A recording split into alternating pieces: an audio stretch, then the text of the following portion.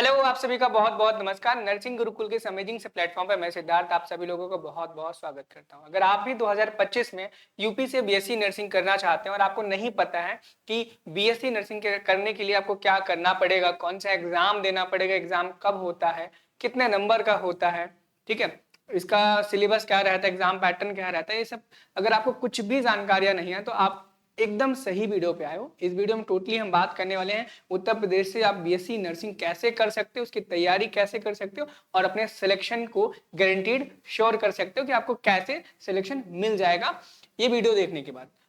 देखो, बहुत बार क्या होता है कि बच्चे एग्जाम देना चाह रहे होते हैं, प्रिपरेशन भी कर रहे होते हैं, लेकिन कभी कभी ऐसा हो जाता है कि एग्जाम का फॉर्म आता है, वो फॉर्म भरना भूल जाते हैं, उन्हें इन्फॉर्मेशन नहीं मिल पाती, जानकारी नहीं मिल पाती। इसी वजह से हमने एक सेपरेट व्हाट्सएप ग्रुप बना के रखा है जिसमें आप ज्वाइन हो जाओ, ताकि जब भी आपका फॉर्म आए, जब भी आपका एडमिट कार्ड आए, बीएससी नर्सिंग से रिलेटेड कोई भी जानकारी नहीं आए तो आपको उस व्हाट्सएप ग्रुप में दे दी जाए। और उस व्हाट्सएप ग्रुप का लिंक डिस्क्रिप्शन बॉक्स में दे रखा गया और वो फ्री ऑफ कॉस्ट है, और साथ ही साथ में आप हमारे चैनल को भी सब्सक्राइब करके रख सकते हो, ठीक है।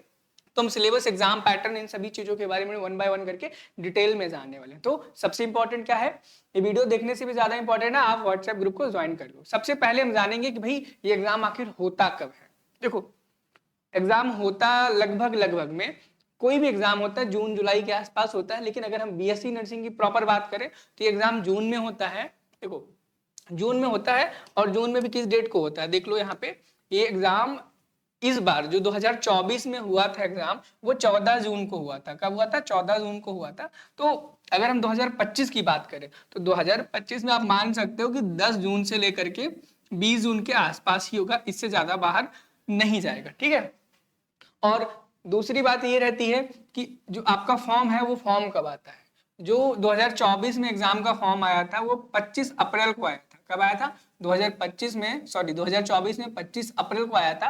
तो आप ये भी कह सकते हो कि भाई 20 अप्रैल से 30 अप्रैल के बीच में आपका एग्जाम फॉर्म आएगा, और आपका एग्जाम 2 महीने बाद कब 10 से 20 जून के बीच में हो जाएगा, ठीक। ये चीज आपको क्लियर हो गई होगी, एग्जाम फॉर्म कब आता है, एग्जाम का डेट किस दिन होता है, ठीक है। अब हम नेक्स्ट, बच्चों का डाउट क्या रहता है कि जनरल इंफॉर्मेशन क्या, एग्जाम कैसे होता है, गवर्नमेंट एग्जाम, ये एग्जाम देने के बाद गवर्नमेंट कॉलेज मिलता है, प्राइवेट कॉलेज मिलता है। तो मैं बता दूं कि अगर आपको यूपी से बीएससी नर्सिंग करना है तो आपको ये सीनेट नाम का एग्जाम देना ही पड़ेगा, चाहे आप प्राइवेट से करो चाहे गवर्नमेंट से करना चाहते हो। अगर आप प्राइवेट से करना चाहते हो तो भी आपको एग्जाम देना पड़ेगा। इसी एग्जाम के मार्क्स के बेसिस पर ही आपको कॉलेज मिलेगा, प्राइवेट का हो या फिर गवर्नमेंट का। यही बात यहाँ पर लिखी गई है कि एबीबीएमयू यूनिवर्सिटी है आपका कॉमन नर्सिंग एंट्रेंस टेस्ट कराएगी, ताकि आप 4 ईयर प्रोग्राम बीएससी नर्सिंग के लिए एडमिशन ले सकते हैं, ले सके। और यहाँ पर बहुत क्लियर शब्दों में लिखा है, आप इसको देख सकते हो, और इस पीडीएफ को मैं उस व्हाट्सएप ग्रुप में भी डलवा दूंगा, आप इसे पढ़ लेना। यहाँ पे लिखा है all government and slash private nursing colleges affiliated to ABBMU, SGPIMS Lucknow, KGMU Lucknow, Ram Manohar RML IMS Lucknow, UPU में सैफई एलएलआरएम मेरठ। यानी कि इन यूनिवर्सिटीज से कनेक्टेड जितने भी कॉलेज हैं, चाहे वो प्राइवेट है चाहे वो गवर्नमेंट है, उन सभी स्टूडेंट्स को अगर एडमिशन लेना है नर्सिंग में तो एग्जाम यूपी सीनेट का उनको देना ही पड़ेगा। क्या देना पड़ेगा? यूपी सीनेट नाम का एग्जाम देना ही पड़ेगा। यहाँ पर लिखा हुआ all admissions in BSc nursing course in the above institutions universities for academic session 2024 लिखा है ना, 2025 और 26 आप कर लो। ये नोटिफिकेशन हमेशा वही रहेगी, बस डेट चेंज हो जाएगी। Will be done through this common nursing entrance test only, ठीक है। ये चीज आप क्लियर समझ गए होंगे कि भैया इस एग्जाम को आप छोड़ नहीं सकते। अगर आप नर्सिंग करना चाहते हो तो आपको इस एग्जाम को देना ही पड़ेगा। तो सीरियसली वीडियो को देखो, ग्रुप को ज्वाइन कर लो, ठीक है। आगे अब रहता है भैया ठीक है, अब हमें जनरल इंफॉर्मेशन बता दे, भैया एग्जाम जो होता है ऑनलाइन होता है, ऑफलाइन होता है, कितने नंबर का क्वेश्चन आता है, सिलेबस क्या रहता है, इन सभी चीजों के बारे में वन बाय वन करके हम बात करेंगे। देखो, लास्ट में हम ये भी बात करेंगे भाई अगर आपको एग्जाम देना है तो तैयारी कैसे करनी है, ठीक है। तो देखो, सबसे पहले अगर हम मोड ऑफ एग्जामिनेशन की बात करेंगे, आपका जो मोड है, मीडियम क्या रहने वाला है एग्जाम का। बहुत सारे बच्चों को डाउट है अभी भी, क्या ये पेपर सिर्फ इंग्लिश में ही होता है, क्योंकि मैक्सिमम स्टेट्स में ऐसा देखा गया है कि ये जो एग्जाम है सिर्फ इंग्लिश में ही होता है। और 2023 तक यूपी में भी इंग्लिश में ही हुआ करता था, लेकिन 2024 से ये एग्जाम आपका बाइलिंगुअल कर दिया गया है, जो कि मतलब आपका पेपर इंग्लिश में भी आएगा और हिंदी में आएगा।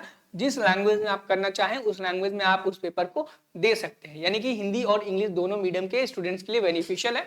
मोड ऑफ एग्जामिनेशन आपका बाइलिंगुअल हो गया इंग्लिश, ठीक है, और आपका जो पेपर है पेन पेपर मोड में होगा। आपको एक ओएमआर शीट दी जाएगी, क्वेश्चन पेपर दिया जाएगा, जिसमें आपको ओएमआर में आपको सर्कल करके आंसर्स देने पड़ेंगे, ठीक। नेक्स्ट बच्चों का क्वेश्चन क्या रहता है, बहुत इंपॉर्टेंट भाई, कितने टोटल क्वेश्चंस आएंगे इस एग्जाम में। मैं आपको बता दूं कि नंबर ऑफ क्वेश्चंस की बात करें, किसकी बात करें, नंबर ऑफ क्वेश्चन की, तो 200 क्वेश्चंस आपके एग्जाम में पूछे जाएंगे।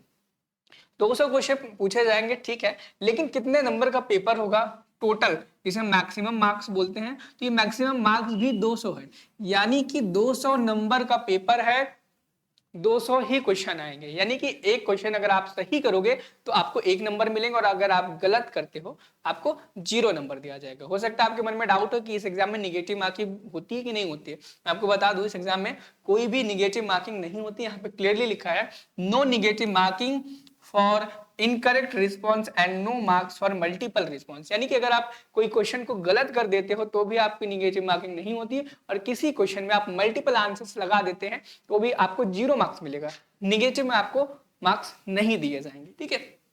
Medium of exam English and Hindi देख लिया आपने। अब बात रहती है सबसे इंपॉर्टेंट, सिलेबस क्या है। क्या सिलेबस क्या है, सिलेबस में नर्सिंग एप्टीट्यूड एक सिलेबस एक ऐसा सब्जेक्ट ऐड कर दिया जाता है जो 12th क्लास के बाद बच्चों ने कभी पढ़ा ही नहीं हुआ होता है। तो हो सकता है आपने भी नहीं पढ़ा हो, इनकेस अगर आपने पहले कभी नर्सिंग के एग्जाम दिया हो, शायद आपने पढ़ा, तो ये ऐसा एक सब्जेक्ट बन जाता है जो बच्चों को नहीं पढ़ा होता, नहीं आता होता है। हम बताएंगे आपको इसको कैसे पढ़ना है, कहाँ से पढ़ना है, बहुत ही बेहतरीन तरीके से, ताकि आपके एग्जाम में नर्सिंग एप्टीट्यूड के 20% देखो क्वेश्चन नर्सिंग एप्टीट्यूड से आता है, फिजिक्स भी 20% आता है, केमिस्ट्री भी 20% आता है, बायोलॉजी भी 20% आता है, इंग्लिश भी 20% आता है। अब देखो फिजिक्स, केमिस्ट्री, बायोलॉजी ये सब्जेक्ट सारे बच्चों को आते हैं, क्योंकि आप सभी बच्चे साइंस से हो, तो जाहिर सी बात है हर बच्चे को फिजिक्स, केमिस्ट्री, बायोलॉजी बराबर बराबर की आती है।